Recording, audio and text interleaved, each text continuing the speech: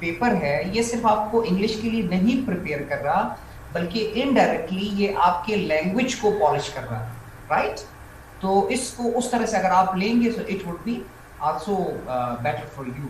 आपको आइडिया हो जाएगा कि हमने चीज़ों को कैसे लेके चलना है। It will really help you, I am telling you, it will help you. अच्छे जी स्टूडेंट्स, तो अगर हम लैंग्वेज के हवाले से बात करें तो लैंग्वेज में at the start of the language we have the alphabet, and फिर द ग्रुप ऑफ अल्फाबेट या वो आपके वर्ड्स बनते हैं, वर्ड की कॉम्बिनेशन से आपके सेंटेंसेस बनते हैं, सेंटेंसेस की कॉम्बिनेशन आपको पैराग्राफ बना के देती है, पैराग्राफ से एसे, एसे से चैप्टर, चैप्टर से बुक, और बुक से फिर लाइब्रेरी की तरफ आप जाते हैं किसी भी लैंग्वेज की। तो ये बेसिकली स्टेजेस हैं, ये वो स्टेजेस हैं जिससे आपको मतलब ये पता चलता है कि यार एक लैंग्वेज किस स्टेजेस से गुजरती है। तो ये मैं आपको यहाँ क्यों बताने लगा हूँ, ये क्यों बता रहा हूँ आपको, ये मैं आपको इस वजह से बता रहा हूँ कि ये चीज़ें जो है डायरेक्टली और इनडायरेक्टली आपने इसमें यू विल बी असेस्ड। पहले देखिए वर्ड, अब अगर मैं आपके एग्जाम को, आपके आंसर शीट को थोड़ा सा असेस करूं तो मैं आपको ये बता सकता हूं, आप इसको नोट कीजिएगा, आपके 30 से 35 मार्क्स के क्वेश्चन, 25 से 30-35 मार्क्स के क्वेश्चंस ऐसे होंगे जिसमें your vocabulary will be tested. CSS के प्रेसी एंड कॉम्पोजिशन के पेपर में 25 से 35 मार्क्स के दरमियान क्वेश्चंस होंगे जिसमें सिर्फ और सिर्फ आपकी लैंग्वेज टेस्ट होगी। इसकी मिसाल क्या है, आप ऑब्जेक्टिव में आप उठा के देख लें, पहले सिनोनिम्स और एंटोनिम्स का जो क्वेश्चन है वो 20 मार्क्स का है। अब सिनोनिम्स और एंटोनिम्स क्या हैं? They are the words, of course they are the words of the vocabulary of English. तो वो जो है आपकी लैंग्वेज, ये आपके वर्ड्स टेस्ट हो गए। Pairs of words are also at the level of words, उसमें भी आपकी जो है वर्ड लेवल पे चीजें टेस्ट हो रही है। तो this is the first level जो मैंने आपसे कहा। दूसरा लेवल जो चेक किया जाएगा, आपने शायद गौर किया हो, आपके सिलेबस के पहले 3 लाइन में लिखा था सेंटेंस स्ट्रक्चरिंग। क्या आप लोगों ने फॉलो किया था? क्या आप लोगों ने वो चीज नोट की थी?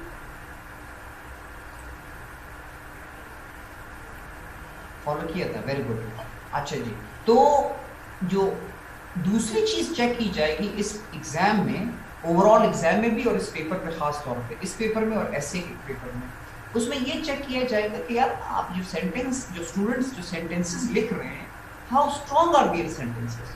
मैं मिसाल देता हूँ, आप जस्ट समझने की कोशिश कीजिएगा। देखिए, आपने जो अपना मैसेज कम्युनिकेट करना है एग्जाम में, जो आपने अपना मैसेज कम्युनिकेट करना है एग्जाम में, जो मिनिमम यूनिट है through which you are going to communicate your message, वो क्या होगा, किस शक्ल में करेंगे?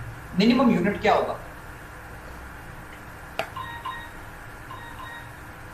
जी? चैट बॉक्स में मुझे जवाब दें, किस शक्ल में करेंगे? एक वर्ड हो सकता है, वर्ड की शक्ल में तो आप नॉर्मली नहीं करते, तो प्राइमरीली जो मिनिमम यूनिट है वो है सेंटेंस।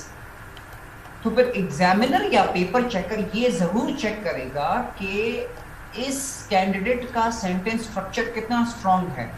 अब सेंटेंस स्ट्रक्चर से क्या मुराद है?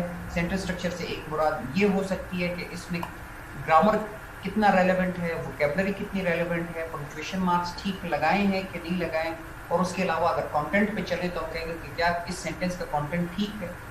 यानी कि अगर आपका एग्जामिनर ये बात कहेगा कि इस कैंडिडेट का सेंटेंस स्ट्रक्चर स्ट्रांग है, तो वो ग्रामेटिकल टर्म्स में वो ग्रामर चेक होगी, वोकैबुलरी चेक होगी, पंक्चुएशन आपकी चेक होगी, और सबसे इंपॉर्टेंट चीज ये चेक होगी कि यार whether or not you have the ability to communicate your message।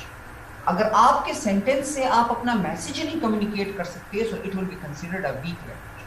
You are understanding this or you are following me students? आप मुझे प्रॉपर फॉलो कर रहे हैं? मेरी बात समझ आ रही है आप सब लोगों को? Chat box is the way to express your thoughts and feelings.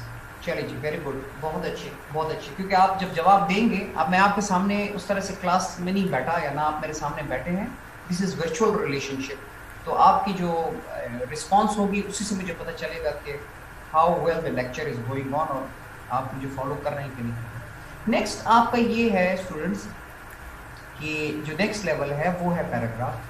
अच्छा, पैराग्राफ ऑफ कोर्स, अब आपने ऐसे लिखना है, दैट कंसिस्ट्स ऑफ पैराग्राफ। आपने कोई आंसर लिखना है, किसी भी ऑप्शनल सब्जेक्ट का क्वेश्चन को आंसर करना है, मोर और less that would be in the shape of a paragraph. आपने ऊपर कोई एडिंग देनी होगी और फिर आप पैराग्राफ लिखेंगे। तो the another level where you are going to be tested, that would be the level of paragraph. Examiner ये भी चेक करेगा कि यार आपका पैराग्राफ स्ट्रक्चर कितना स्ट्रॉन्ग है, पर्टिकुलरली ऐसे में तो खास तौर पे, और जनरली आपके क्वेश्चंस में अगर आपका पैराग्राफ का जो स्ट्रक्चर है वो स्ट्रॉन्ग होगा तो it means you have the ability to communicate your message effectively. Last but not the least you have a question of the essay, और एसे ऑफ कोर्स एक 100 मार्क्स का पेपर है जिसमें आपके एसे राइटिंग स्किल्स टेस्ट होंगी। और इसके अलावा मैं आपको ये भी बता दूं, जो आप क्वेश्चन अटेम्प्ट करते हैं ऑप्शनल सब्जेक्ट्स में, हर आंसर बजाते खुद जो आप क्वेश्चन को आंसर करते हैं वो भी एक मिनी ऐसे ही होता है। समझ आ रही है आप लोगों को? So these are the 4 levels where you are going to be tested. ये लैंग्वेज के 4 लेवल्स हो गए जिसमें मैं आपसे कह रहा हूँ you are going to be tested. और प्रेसिएंट कॉम्पोजिशन में भी ये 4 लेवल है जिसमें आपको टेस्ट किया जाएगा ओवरऑल लैंग्वेज में, ऐसे को छोड़ के 3 लेवल्स खासतौर। यस और नो? आगे चलो, एनी क्वेश्चन? आप समझ आई कॉन्सेप्ट बैकग्राउंड?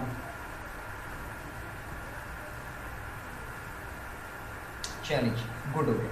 अब मैं आपको थोड़ा सा आगे लेके चलता हूँ। जब मैं कहता हूँ वर्ड और फिर सेंटेंस और फिर पैराग्राफ और फिर एसे, अब मैं आपको थोड़ा सा बताता हूँ ये वर्ड को क्या है। ये आप लोगों के सामने है पार्ट्स ऑफ स्पीच। ना पार्ट्स ऑफ स्पीच क्या है? Parts of speech basically come at the level of word. असल में ये है वोकैब, ये आती हैं in the category of grammar. देखिए जो पार्ट्स ऑफ स्पीच है primarily they come in the category of the word. कैसे word? Noun is a naming word, ये वर्ड है। A pronoun is a noun substitute, ये भी एक वर्ड है। A verb is also a word which does something और which shows state of being. Adjective क्या करता है? वो नाउन और प्रोनाउन को डिस्क्राइब करता है। एडवर्ब एडजेक्टिव, वर्ब और अनदर एडवर्ब को डिस्क्राइब करता है। आर्टिकल ये स्पेसिफाई करते हैं कि डेफिनेटनेस और इनडेफिनेटनेस को स्पेसिफाई करते हैं, ये भी वर्ड है। कंजंक्शन भी एक वर्ड है जो ज्वाइन करता है। प्रेपोजिशन भी एक वर्ड है जो पोजीशन करता है या रिलेट करता है। इंटरजेक्शन भी एक वर्ड है जो इमोशंस और सेंटिमेंट्स शो करता है। तो हमें क्या चीज पता चली कि ये जो पार्ट्स ऑफ स्पीच हैं they are actually at the level of word. और इसकी पिछली स्लाइड में मैंने आपको कहा था कि you are going to be tested at the level of word. और इस एग्जाम में खास तौर पे जिसका क्वेश्चन आता है वो है जी प्रपोजिशन। ये इससे आपका 5 मार्क्स का क्वेश्चन नॉर्मली आएगा। ये इसके लिए मेंटली प्रिपेयर्ड रहें। ये पार्ट्स ऑफ स्पीच में लेवल ऑफ वर्ड में ये चीजें आएगी। ठीक है, क्लियरली हम पास्ट पेपर में इस चीज को देखते आ रहे हैं। और ये होगी आपके लेवल ऑफ वर्ड पे। अब मैं आपको थोड़ा सा एक्सप्लेन करता हूँ, you will understand it. Students ये सेंटेंस देखें और अपने नोटबुक में इसको बताएं कि ये कौन कौन से कंपोनेंट्स हैं। बल्कि आप मेरे साथ चैट बॉक्स में जवाब में लिखें दा क्या है, व्हाट इज दा।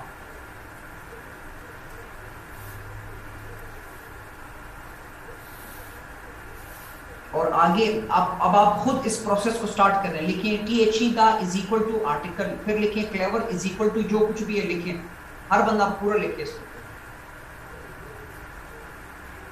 मैं चैट बॉक्स दे रहा हूं, पूरा सेंटेंस आप इसको करें। हाँ, वर्ड लें, इज इक्वल टू का निशान डालें और फिर इसका स्टेटस बताएं। क्लेवर एडजेक्टिव हो गया, ठीक है। गॉब्लिन क्या है?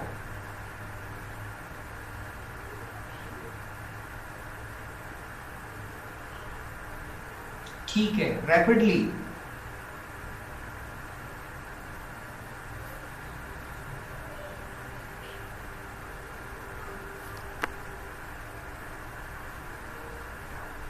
रूट क्या है? रूट, ठीक है जी। हर क्या है? हर,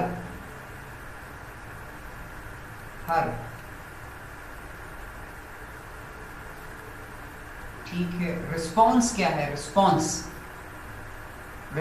क्या है? रिस्पॉन्स वर्ब नहीं है, रिस्पॉन्स जो है नाउन है, रिस्पॉन्ड वर्ब है। Response is noun. हाँ जी, वर्ब नहीं है। And, what is and? ठीक है, कंजंक्शन। सेंट क्या है? Sent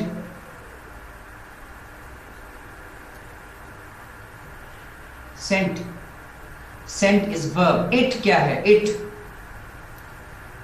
it.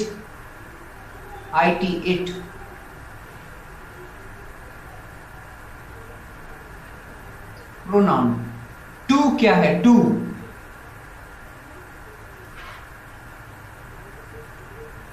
टू। आ क्या है? आ।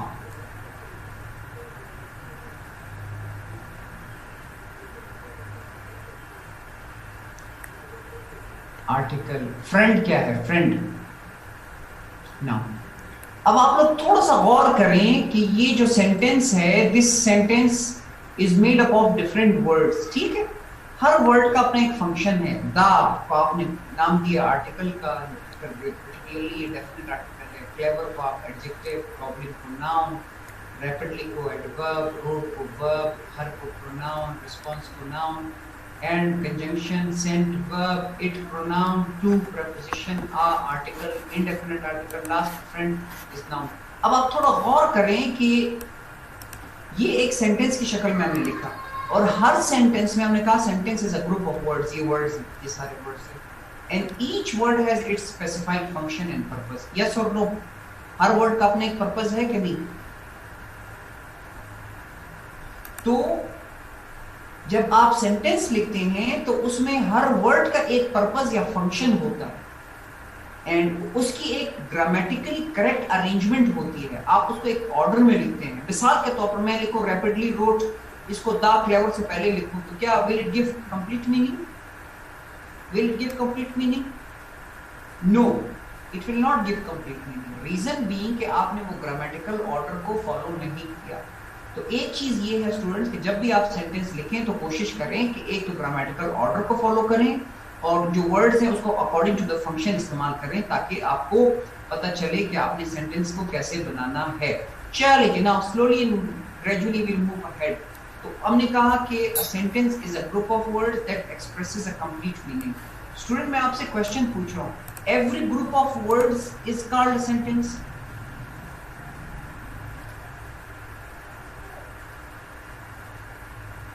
No. Okay. So which group of sentence is called a sentence? हाँ, ठीक है। Only that group of words that makes sense, that gives meaning। तो वो group of words जिसमें meaning हो और वो grammatically भी ठीक हो, तो उसको हम कहते हैं a sentence। Very good। अब sentence के basically दो parts होते हैं। Sentence के primarily two parts होते हैं। You have the subject part and you have the predicate part। ठीक है जी? Subject and predicate। Subject और predicate मिलके आपका sentence बनाते हैं। Subject क्या है और predicate क्या है? Students मुझे बताएं what is a subject? Chat box में बता दें मुझे what is a subject? Okay, Shazia is saying subject is the doer। Anam Rahman is saying subject is a doer, or doer of an action। Nasir is saying doer of an action, और performer of an action. ठीक है? who doing something, Noreen is saying who doing something। Okay, और चलिए जी students, अब मैं आपको एक चीज बताता हूँ स्टूडेंट्स, ये शायद हमें स्कूलों में गलत डेफिनेशन पढ़ाई गई थी। शायद हमें स्कूल में गलत डेफिनेशन पढ़ाई गई थी कि subject is a performer of an action और subject is the doer of an action. Subject is not always the doer of an action. कैसे? अगर मैं कहूं कि I am your teacher, which one is subject? या same मिसाल दो, Ali is a teacher, तो सब्जेक्ट क्या है? अली। इस सेंटेंस में एक्शन किधर है? Ali is a teacher, action है? Ali is a teacher, no action. तो जो आपकी डेफिनेशन थी कि sir subject is the doer of an action या परफॉर्मर ऑफ एन एक्शन, तो इसका मतलब ये है कि ये डेफिनेशन फिट नहीं करती हर सिनारियो पे। तो subject is not always the doer और परफॉर्मर ऑफ एन एक्शन। अब अपने इस नॉलेज को थोड़ा सा अपडेट कर दें। So what is a subject?